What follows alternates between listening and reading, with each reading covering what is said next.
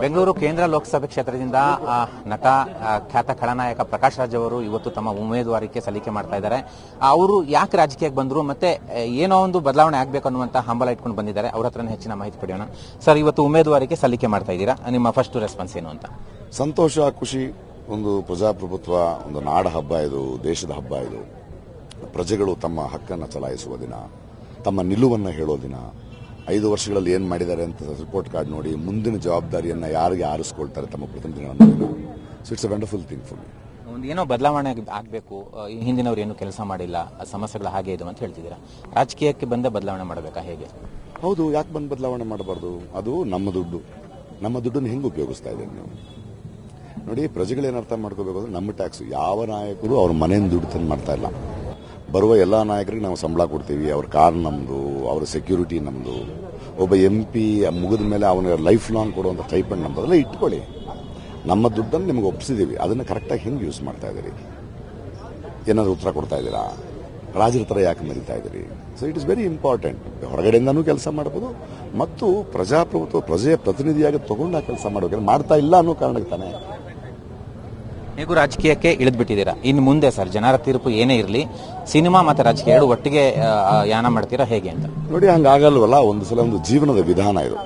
ಏನು ರಾಜಕೀಯಕ್ಕೆ ಇಳಿಯೋದಲ್ಲ, ಅದೊಂದು ಪ್ರವೇಶ. ಅದು ಅಂದರೆ ಇನ್ನೊಂದು ಮೆಟ್ಟಿಲು ಜೀವನದಲ್ಲಿ, ಇನ್ನೊಂದು ಮಲುಪು ಅಂತೀವಿ ನಾವು ದೇಶದಲ್ಲಿ.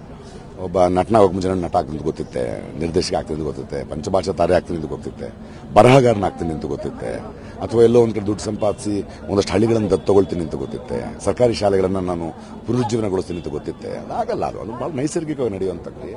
ಇನ್ಮೇಲೆ ಇದು ಜೀವನದ ನಿಧಾನ. ಅದು ಸೋಲು ಗೆಲುವಿನ ಪ್ರಶ್ನೆ ಅಲ್ಲ. ಪ್ರತಿನಿಧಿಸ್ತೀನಿ ತಕ್ಷಣ ಯಾರನ್ನ ನಂಬಿ ಓಟ್ ಹಾಕಿದಾರೋ ಅವ್ರಿಗೆ ನೀವು ಕೆಲಸ ಮಾಡ್ತಾ ಹೋಗಬೇಕು, ಅವರ ಧ್ವನಿ ಆಗ್ತಾ ಹೋಗಬೇಕು, ಅವರ ಪ್ರತಿನಿಧಿ ಆಗ್ತಾ ಹೋಗಬೇಕು. ಸರ್, ರಾಜಕೀಯಕ್ಕೆ ಬಂದವರು ತುಂಬಾ ಸೆಲೆಬ್ರಿಟಿಗಳು ಅಷ್ಟಾಗಿ ಹೆಸರು ಮಾಡಿಲ್ಲ. ಅಂಬರೀಷ್ ಅವರು ಬಿಟ್ಟು ಬಾಕಿಯವರೆಲ್ಲ ಒಂದು ಹಂತದಲ್ಲೇ ಸೀಮಿತ ಆಗಿಬಿಟ್ಟಿದ್ದಾರೆ. ಇಂಥ ಸಂದರ್ಭದಲ್ಲಿ ನಿಮ್ಮ ಮೇಲೆ ನಿಮಗೆ ಕಾನ್ಫಿಡೆಂಟು ಮತ್ತು ಇವತ್ತಿನ ಸಂದರ್ಭಕ್ಕೆ ಹೋಲಿಸ್ಕೊಂಡ್ರೆ ನೀವು ಎಷ್ಟು ಉಳಿತೀರಾ ರಾಜಕೀಯದಲ್ಲಿ? ನೋಡಿ, ನಾನು ಬರೀ ನಟ ಅಲ್ಲ. ನಾನೊಬ್ಬ ಸಾಮಾಜಿಕ ಚಿಂತಕ. ಜನರ ಸಮಸ್ಯೆಗಳನ್ನು ತಿಳ್ಕೊಂಡು ಜನ ನನ್ನ ಬರೀ ನಟನಾಗಿ ನೋಡ್ತಾ ಇಲ್ಲ ಅಲ್ವೇ? ಅವರು ನೋಡ್ತಿದ್ದಾರೆ ಒಂದು 3-4 ವರ್ಷಗಳಿಂದ. ಯಾವ್ಯಾವ ಥರ ವಿಷಯಗಳು ಯಾರಿಗೆ ಎದುರು ನಿಂತ್ಕೊಳ್ತಾನೆ, ಯಾರನ್ನೂ ಮೆಚ್ಚಿಸೋ ಪ್ರಯತ್ನ ಅಲ್ಲ ನನಗೆ. ಜನರ ಪರವಾಗೇ ಮಾತಾಡ್ತಾ ಇದ್ದೀನಿ ನಾನು. ಸೊ ಆ ನಿಟ್ಟಿನಲ್ಲಿ ಕೇವಲ ನಟರಾಷ್ಟ್ರ ಒಂದು ವ್ಯಕ್ತಿತ್ವ ಅಂತ ನೀವು ನೋಡಬೇಕು. ಆ ನಿಟ್ಟಿನಲ್ಲಿ ನೋಡೋಣ. ಕೆಲವರು ಸೋಲ್ಬೋದು, ನಟರು ಬಂದು ಸೋತಿರ್ಬೋದು, ಉದ್ಯಮಿಗಳು ಬಂದು ಸೋತಿದ್ದಾರೆ, ಲಾಯರ್ಗಳು ಬಂದು ಸೋತಿದ್ದಾರೆ. ಆ ಸಿನಿಮಾ ಅಂತ ಮಾತು ಯಾಕೆ ನೋಡ್ತೀವಿ? ಒಬ್ಬ ಪ್ರಜೆಯಾಗಿ ನೋಡಿ, ಒಬ್ಬ ಬೆಳೆದ ನಿಂತ ಭಕ್ತಿಯನ್ನಾಗಿ ನೋಡಿ, ಅದು ಸಾಧಿಸಿರುವ ಸಾಧನೆಯನ್ನು ನೋಡಿ. ಆ ನಿಟ್ಟಿನಲ್ಲಿ ಚೊಕ್ಕವಾಗಿ ತಾನೇ ಕೆಲಸ ಮಾಡಿದ್ದೀನಿ. ಯಾವುದನ್ನ ತಗೊಂಡು ಸರಿಯಾಗಿ ಕೆಲಸ ಮಾಡಿರೋದು ತಾನೇ ನನಗೆ ಈ ಸ್ಥಾನಮಾನ. ಆ ಜವಾಬ್ದಾರಿ ನನಗಿದೆ. ಆ ನಿಟ್ಟಿನಲ್ಲಿ ಹೊರಡ್ತೀನಿ. ರಾಜಕೀಯದಲ್ಲಿ ಗೆಲ್ಲಬೇಕು ಅಂದರೆ ರಾಜಕೀಯ ಬಲ ಬೇಕು ಸರ್. ಕಾಂಗ್ರೆಸ್ನವರು JDSನವರು ನಿಮ್ಮ ಬೆಂಬಲ ಕೊಡ್ತೀವಿ ಅಂತ ನೀವು ಕೂಡ ಕೇಳ್ಕೊಂಡಿದ್ದೀರಾ. ಅವರು ಅಷ್ಟಾಗಿ ರೆಸ್ಪಾನ್ಸ್ ಮಾಡಿಲ್ಲ. ಸೊ ನಿಮ್ಮ ಬಲ ಯಾವುದು? ಕಾಂಗ್ರೆಸ್, BJP, JDS ಅಲ್ರಿ, ಜನರ ಬಲ ಬೇಕ್ರಿ. ಅವ್ರಿಗೇನು ಬೇರೆ ಮನೆಯನ್ನು ತಗೊಂಡ್ಬರ್ತಾರ, ಫ್ರಿಜ್ನಲ್ಲಿ ಇಟ್ಕೊಂಡು ಫ್ಯಾಕ್ಟ್ರಿ ರೆಡಿ ಮಾಡ್ತಾರ? ಜನ ತಾನೇ. ಜನರ ಬೆಂಬಲ ಬೇಕು, ಜನರ ಬಲ ಬೇಕು. ಜನರ ಹತ್ರ ಇರೋಣ. ಬೆಂಗಳೂರು ಕೇಂದ್ರ ಯಾಕೆ ನಿಮ್ಮ ಆಯ್ಕೆ ಆಯಿತು? ಬೆಂಗಳೂರು ಕೇಂದ್ರ ನಾನು ಹುಟ್ಟಿದ ಊರಿದು. ನನ್ನ ಬಾಲ್ಯ ಇಲ್ಲೇ ಶಾಂತಿನಗರ, ಚಾಮರಾಜಪೇಟೆ ಅಂತದ್ದು. ನನ್ನ ಪ್ರಾಥಮಿಕ ಶಾಲೆ ಇಲ್ಲೇ ಶಾಂತಿನಗರದಲ್ಲಿ, ನನ್ನ ಶಾಲೆ ಸೆಂಟ್ ಜೋಸೆಫ್ ಸ್ಕೂಲ್ ಇಲ್ಲೇ, ನನ್ನ ಕಾಲೇಜ್ ಇಲ್ಲೇ ಇದೇ ಕ್ಷೇತ್ರದಲ್ಲಿ, ನನ್ನ ದರ್ಶನದ ರಂಗಭೂಮಿ ಇದೇ ಕ್ಷೇತ್ರದಲ್ಲಿ, ನನ್ನ ಸಿನಿಮಾ ರಂಗ ಗಾಂಧಿನಗರ ಇದೇ ಕ್ಷೇತ್ರದಲ್ಲಿ. ಇದಕ್ಕಿಂತ ಇನ್ನೇನು ಬೇಕು? ಇವತ್ತಿನ ರಾಜಕೀಯದಲ್ಲಿ ಜಾತಿ ಬಲ ಹೆಚ್ಚಾಗಿದೆ ಸರ್. ನಿಮ್ಮ ಈ ಕ್ಷೇತ್ರದಲ್ಲಿ ಎಷ್ಟು ಮಟ್ಟಿಗೆ ಅದು ವರ್ಕೌಟ್ ಆಗ್ತಾ ಇದೆ? ಅದನ್ನೆಲ್ಲ ನೀವೆಲ್ಲ ಅದೇ ಕೂರ್ಗಾಟೋಗಿರೋದು. ಈ ಕ್ರಿಶ್ಚಿಯನ್ ರೋಟ್ರಿ ಕಡೆ ಹೋಗುತ್ತೆ, ಮುಸ್ಲಿಂ ರೋಟಿ ಕಡೆ ಹೋಗುತ್ತೆ, ಒಕ್ಕಲರಿಗೆ ಓಟ್ ಆಗುತ್ತೆ. ಎಷ್ಟು ಜನ ಜನರಾಗಿ ನೋಡ್ರಿ, ಈ ದೇಶದ ಪ್ರಜೆಗಳಾಗಿ ನೋಡಿ.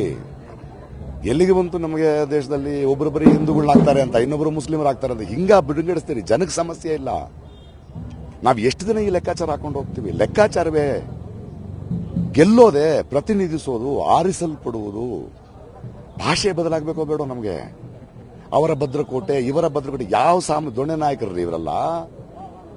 ಪ್ರಜೆಗಳ ಆಳಬೇಕು ಅಂತ ಪ್ರಜಾಪ್ರಭುತ್ವ ಬಂದ್ಮೇಲೆ ತಡನ ನೀನ್ ರಾಜ ಆಗೋದು ಹೆಂಗಪ್ಪ? ನೀನು ಜನರ ಪ್ರತಿನಿಧಿ. ನಾನು ಗೆದ್ದೆ ಅಲ್ಲ, ನೀನು ಆರಿಸಲ್ಪಟ್ಟೆ. ನಿನ್ನನ್ನು ಚುನಾಯಿಸಿದರು ಅವರಲ್ವೇ? ಭಾಷೆ ಬದಲಾಯಿಸಿ ಮೊದಲು. ನನ್ನ ಆಳ್ವಿಕೆಯಲ್ಲಿ ಯಾರ್ರೀ ನೀವು ಆಳಕ್ಕೆ? ನಮ್ಮ ಆಡಳಿತದಲ್ಲಿ ಹಂಗಾಗ್ಬೇಕಲ್ವೇ? ನಮಗೆ ಚುನಾಯಿಸಿ ನಮಗೆ ಅವಕಾಶ ಕೊಟ್ಟಾಗ, ನಾವಿದ್ದಾಗ ನಾವು ಮಾಡಿದ ಕೆಲಸಗಳು ಅದನ್ನು ಹೇಳ್ರಿ. ತೊಡೆ ತಟ್ಕೊಂಡು ಮೀಸೆ ಬೀಸ್ಕೊಂಡು ನಾವೇ ಜನರು, ಇದು ನಮ್ಮ ಭದ್ರಕೋಟೆ, ಒಳ್ಳೆ ಕಥೆ ಆಯ್ತಲ್ಲ ಇದು.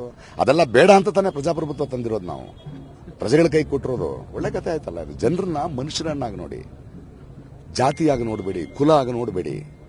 ಅದು ಅವ್ರವ್ರ ಧರ್ಮ, ಅವ್ರವ್ರದ್ದು. ಎಲ್ಲಾ ಧರ್ಮದವರು ಇರಬೇಕು. ಅದು ಅವ್ರವ್ರಿಗೆ. ಧರ್ಮ ಏನ್ ಕೇಳ್ತೇಳಿ, ಮನುಷ್ಯನಿಗೆ ನೆಮ್ಮದಿ ಕೊಡುತ್ತೆ, ಒಂದು ಪ್ರೀತಿ ಕೊಡುತ್ತೆ. ಯಾವುದೋ ಒಂದು ಶಕ್ತಿಗೆ ನಾವು ತಲೆಬಾಗುವಂತಾರೆ. ಅದು ಅಲ್ಲ ಇರ್ಬೋದು, ಜೀಸಸ್ ಇರ್ಬೋದು, ರಾಮ ಇರ್ಬೋದು, ಲಕ್ಷ್ಮಣ ಇರ್ಬೋದು, ಯಾರಾದ್ರೂ ಇರ್ಬೋದು, ಆಂಜನೇಯ ಸ್ವಾಮಿ ಇರ್ಬೋದು, ವಿನಾಯಕರು ಇರ್ಬೋದು. ಅದು ಅವ್ರವ್ರು ಪೂಜಿಸ್ಕೊಳ್ಳಿ, ಅದು ವಿನಯ ಕೊಡಬೇಕು. ಅದನ್ನು ಬಿಟ್ಟು ಜಾತಿ ವಿಂಗಡಿಸ್ಕೊಂಡು ಕುಲ ಬೇಕು, ಬಲ ಬೇಕು, ಯಾವ ದೇಶ ಆಯ್ತು? ಪಬ್ಲಿಕ್ ಟಿವಿಯಿಂದ ಆಲ್ ದಿ ಬೆಸ್ಟ್ ಸರ್ ನಿಮಗೆ. ಇದು ಪ್ರಕಾಶ್ ರಾಜ್ ಅವರ ಮಾತುಗಳು. ಬಹಳ ನಂಬಿಕೆಯನ್ನ ಅವರು ಇಟ್ಕೊಂಡಿದ್ದಾರೆ ಈ ಚುನಾವಣೆಯಲ್ಲಿ. ಕ್ಯಾಮರಾಮನ್ ಈರಣ್ಣ ಜೊತೆ ಮಸೂದ್ ದೊಡ್ಡಬಾಗ್ಲು, ಪಬ್ಲಿಕ್ ಟಿವಿ, ಬೆಂಗಳೂರು.